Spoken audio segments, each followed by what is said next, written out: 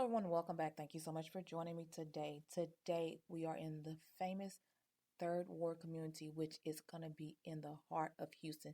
When I say the heart of Houston, Third Ward is about 3 minutes from downtown, less than 5 miles from the medical center. This beautiful home that we are viewing is built by Acro Homes. It is going to be a 3-story, 3-bedroom, 3.5-bath home.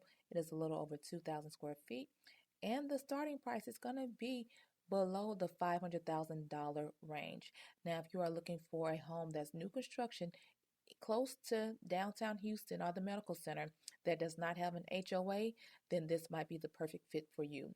If you have any questions regarding this home, this builder, or any other real estate questions, leave them in the comment section below. And by the way, if you were interested in knowing what schools this home is going to be zoned to, they are Blackshear Elementary, Cullen Middle School, and Yates High School.